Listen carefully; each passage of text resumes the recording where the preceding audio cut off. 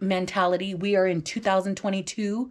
Like, we need to get all these That's old just laws like out of the fucking... Like the weed laws. Yes, the same thing. Like, the people that own the marijuana industry, they couldn't even do like visa transactions to run their business, you know? And it's the same thing that they were suffering is the same thing that sex workers were suffering. And I keep trying to like use my voice and get that going, but I feel like sometimes other girls, they let their pride get in the way and they don't want to raise awareness because they're not the first ones to think of it. But I wasn't the first person to think about this. Like, sex workers have been fighting for their rights for many, many, many years. I'm not the first. The only reason why I'm reiterating it is because the more you talk about it, the more awareness that you're going to spread. And hopefully people will just catch on, because like, I always feel like I don't want an award. I don't want any award. I want fucking human rights. I want human rights. That's all I fucking care about. And I wish that all these award shows would use their platform to voice that, you know, but they don't. And now I see why people call us dumb fucking whores, because it's like, you know what I mean? Like, you see this shit happening and it's like, hello, like, shouldn't we like say something? Like, shouldn't we like have like a whole like, oh, like how the Amber Rose Slut Walk does. They have like a festival. Yeah. They raise awareness. They have the media there. The news is there. They're involved, you know? And I just wish that these other award shows would do the same thing, you know?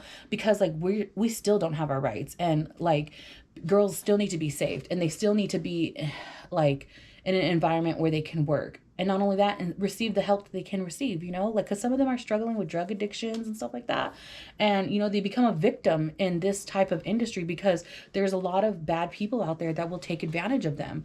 You know, they'll sell them a dream and, you know, in all actuality, like, it's not going to help them in the long run. And they need a place where they know that they're going to get the right direction, you know, like in Amsterdam, there's a museum where girls can get educated about it, learn about the industry and how it's ran. They need something like that in the United States, where it's like a sex worker university or some shit, because a lot of girls, when they come into the industry, they don't know what to expect. They don't know what to do, and they need guidance, you know, but there's nobody really there to set the standard or the bar, you know. I mean, there are a few like people in the industry that are like been in the industry for a long time that can give you very sound advice, which I have taken a lot of advice from Dr. Amanda Morgan, who's a sex education teacher in the University of Las Vegas, Nevada. Go Rebels.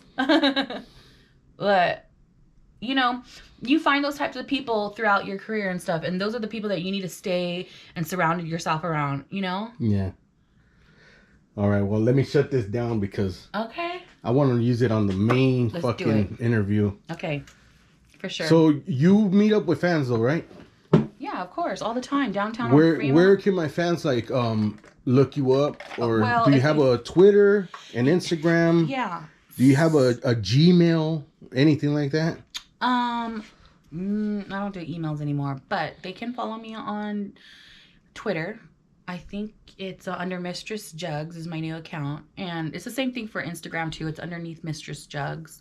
Hopefully they don't delete me again, because my last account got deleted at 85K. Yeah. So follow me again. Okay, going crazy. Okay, so they keep shutting me down. I'll make sure I'll put your stuff on the description below. Yeah. All your contacts and stuff. Yeah, totally. All right. You're okay with me using this on my Patreon, right?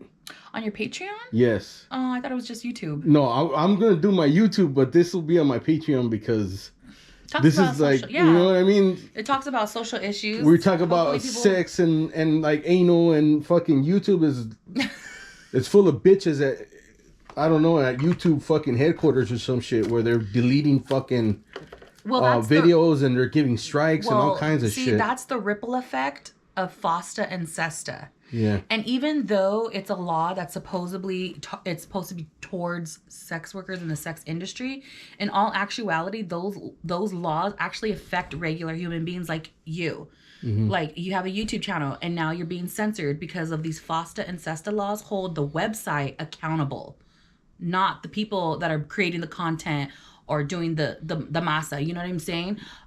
So that's why a lot of people, like, you need to like listen to sex workers. You need to like stand in solidarity with them, because if sex workers' rights are being targeted, then that means they're coming for your human rights next.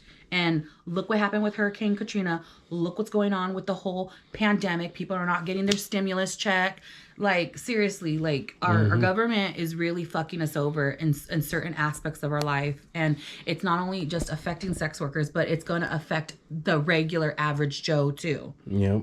And it already has, because look at we're all dealing with this censorship on Instagram, on YouTube, on Twitter, on everything, you know, and that's because of these FOSTA and SESTA laws. They're not helpful. They actually do more harm than actually preventative harm that they claim to do. All right. Let me get this started real quick.